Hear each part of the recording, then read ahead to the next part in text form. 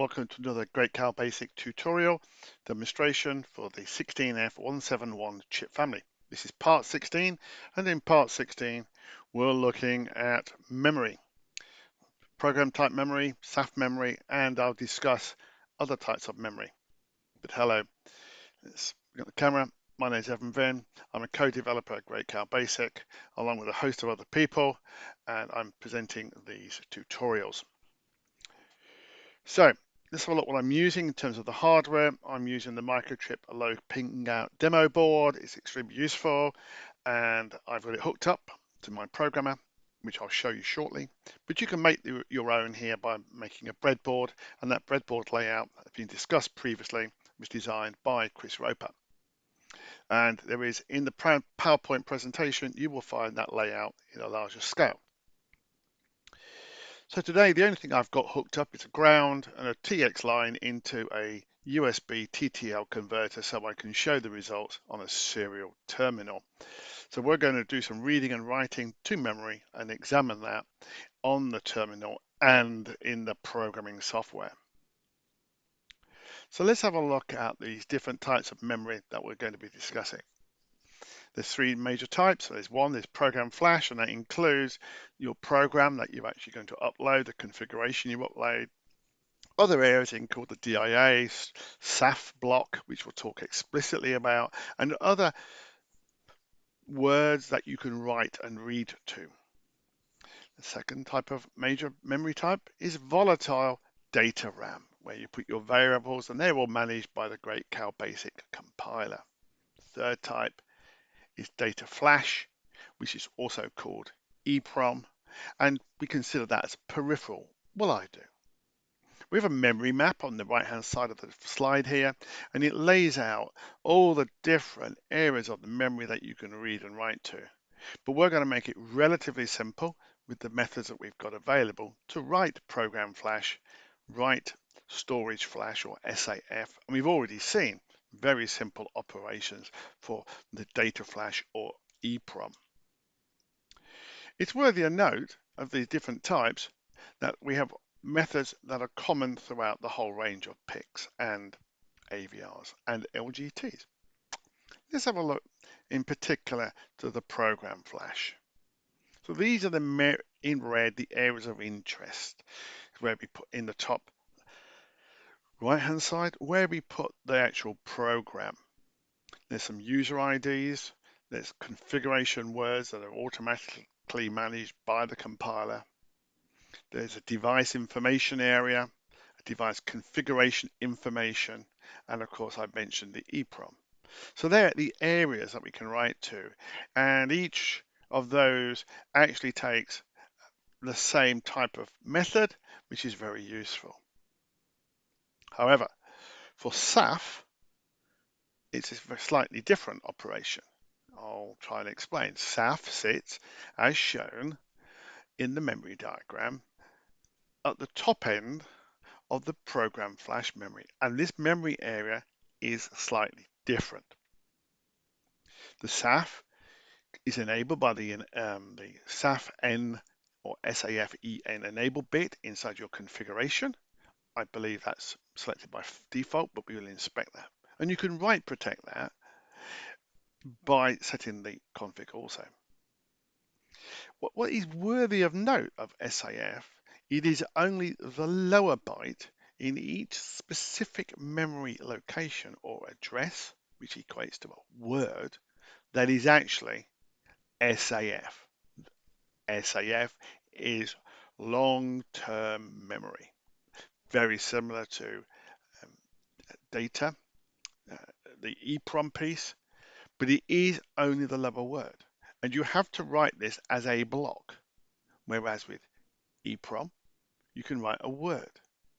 And so the methods we're going to show you enable you to read and write blocks and words and bytes, but all that will be managed for you by the methods we're going to show you. SAF is a particular poorly documented area of memory.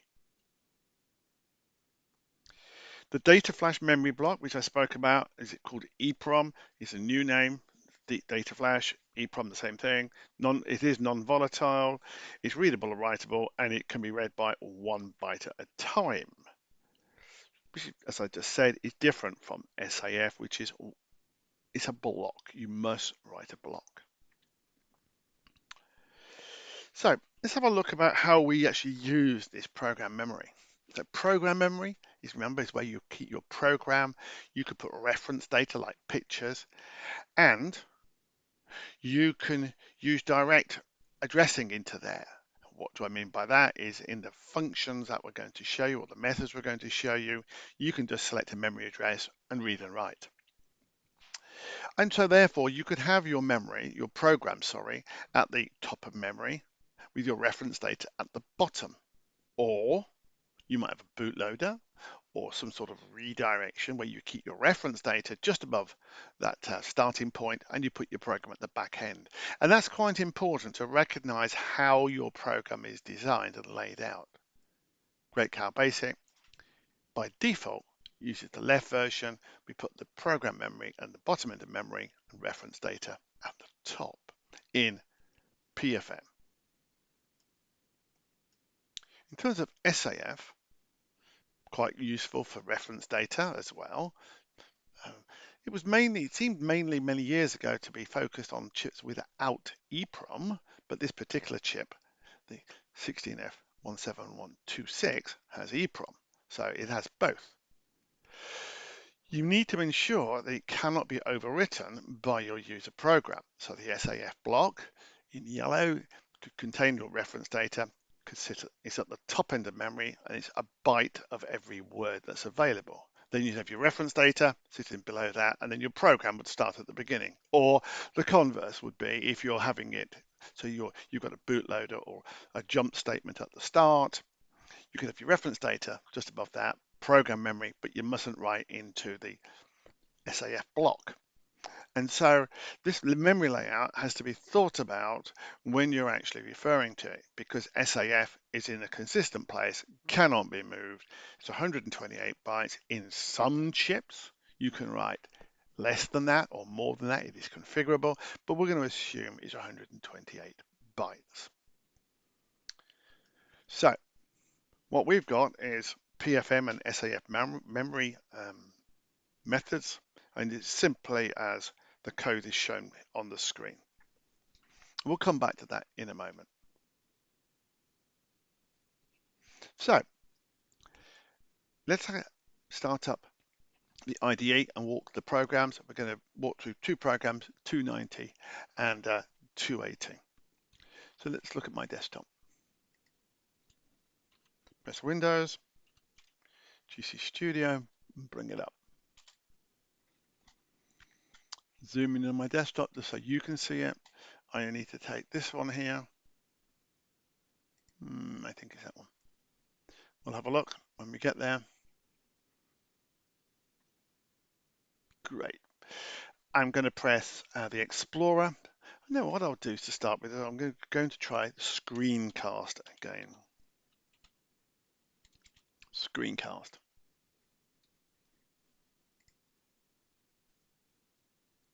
I've opened the Explorer. I've clicked inside the program, Control F, .gcb, apply the filter. And now I've applied the filter.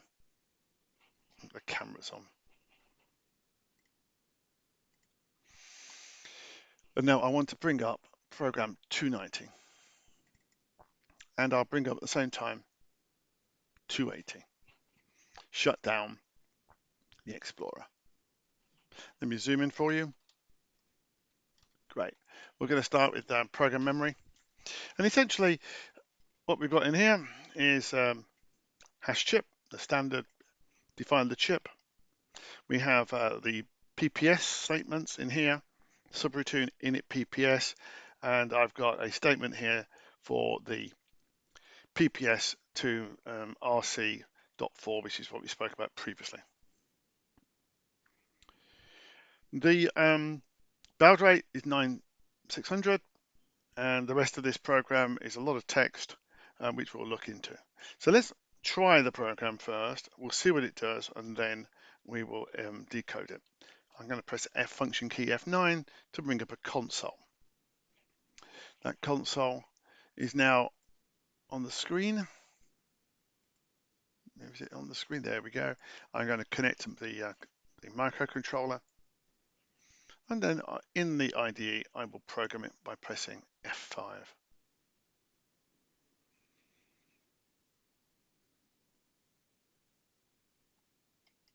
So this is looking at prog.mem. This is the program memory, not SAF, be very clear.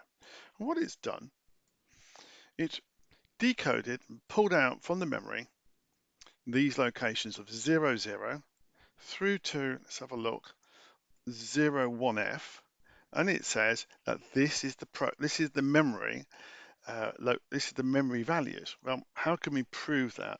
Well, we're going to prove that by pressing F4, and we're going to start up the PICKitPlus user interface. And then we're going to read that in. We're going to read it into memory by pressing the read key, and we're going to examine the memory. You can see it reading.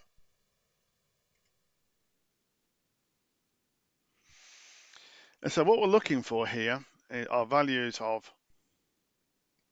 like this, it's 3180, 2805, and it's actually memory that's actually in the first 32 bytes. So let's just have a look at the PICKit software for a moment, and we can see that we've got the same values in here right the way through for these 4 lines of data. So we now know, we're going to look at how we do it, but we can extract data from program memory. We look back at the terminal.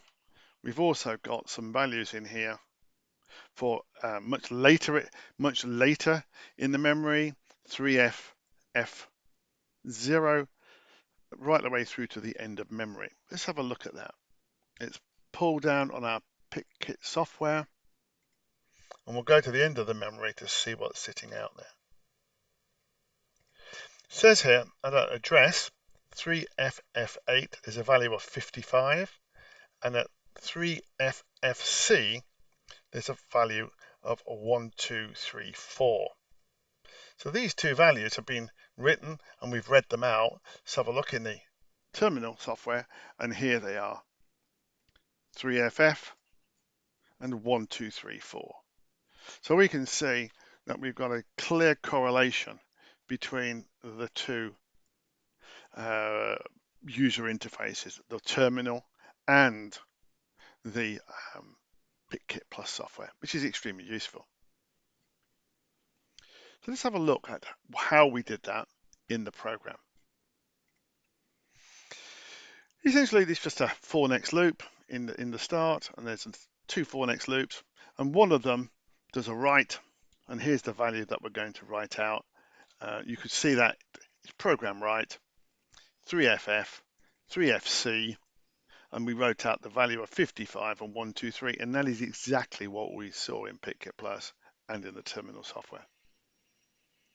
To read things, if I open up this here, this is a lot of formatting, all the H serial print commands, a lot of formatting, and it essentially says program read the memory address, and that memory address is in the range of 00 to 1F, and it's going to pull that back as a data word, and then we just print it on the screen. So we can now, we've got two major methods here. They are quite clearly the program read and program write, and they do the whole range. You could write to the whole range of program memory or read the whole range of program memory also. So read and write those two. So the rest of this program is essentially formatting, because later on we just use the same program read and the same program write to update the source. So we have 2 methods. You give it an address, a value. To write that out, to read it back, you simply give it the program address and the variable or the word that you're actually going to be storing the return value in. All the other magic is done for you in terms of handling the interrupts, in terms of addressing the pages, etc. So these are extremely useful. Let's look at SAF, example 280. I'm not going to look at the setup because that's pretty obvious. It's the same setup. Lots of strings, lots of outputs, but what we're going to do is walk the code, then look in the terminal. In the code here, we've got SAF read and SAF write. It is as easy as that. But essentially what we're going to do is we're going to create a buffer. We create an array and we write an array out. It is crucial that you understand that the SAF has to be written as a block. It's blocked operations, and we need to populate your data of bytes into the words that are available. Because if you want long-term memory storage, you can only use the lower byte. So a buffer, we can pass the buffer or array into our routines and it will write them out. Essentially, this program is going to write a block of memory on the first page of SAF because they're in pages. I take my buffer, the array, and the number of bytes I want to send out. Well, the number of bytes we're going to send out are 8, and we can see that in a moment. So if I execute the program, I'm expecting to see the values of 2, 2C, 58, and the rest will be in our display when we examine the memory. You can then read back that block. You can then say, give me back block 0, put it into my buffer, number of bytes is 8, and show that on the screen. That's all we're doing in the next part of the code. Just put those 8 bytes on the code. You can actually do direct read. You can just read 1 byte. You can say, what's the relative address? Because SAF is only 128 bytes. You can say, give me 0 to 7 and put that on the screen, and we'll look at that in a moment. And then we've written a little dump program so you can see the whole contents of SAF. Then we just describe some words.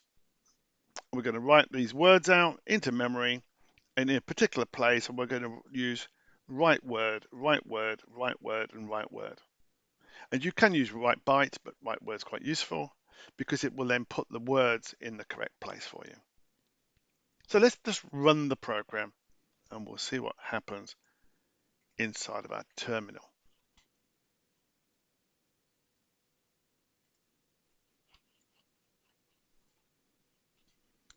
Great, look at that. We've got some results.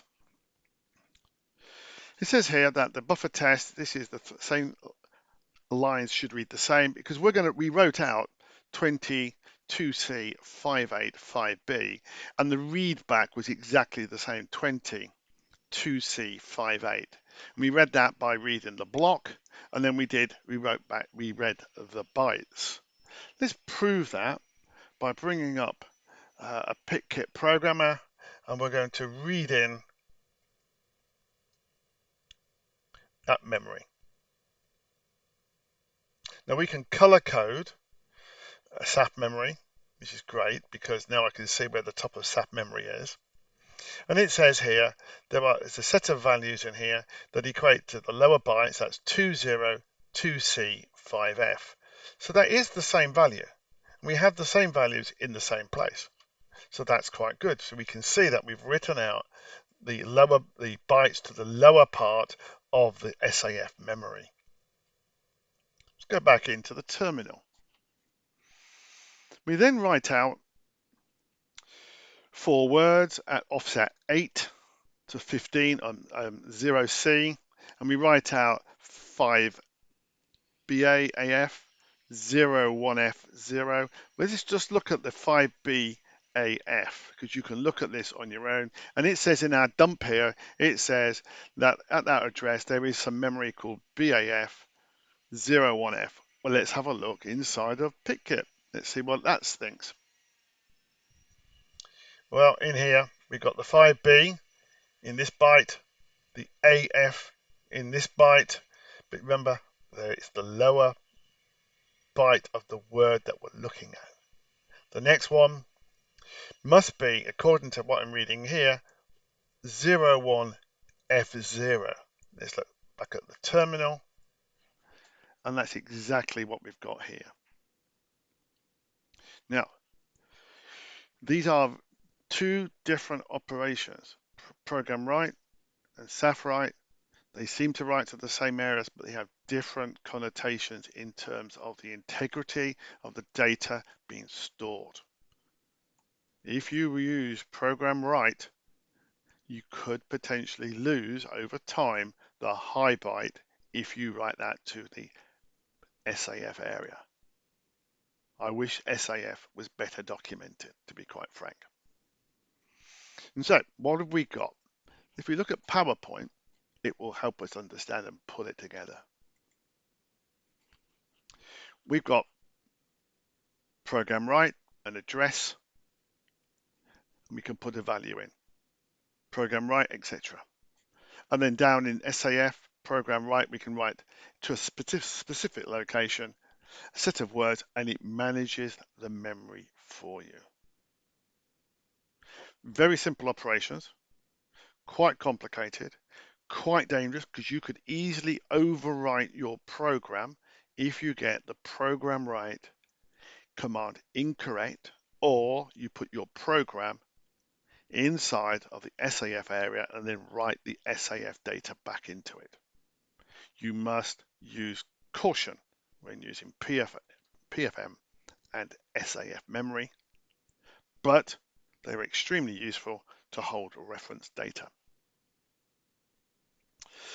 With that, I'm going to close down. And in tomorrow's tutorial, we're going to look at the Great Cow Basic toolchain, all its components in its entirety, so that you can get a better understanding what's within your installation.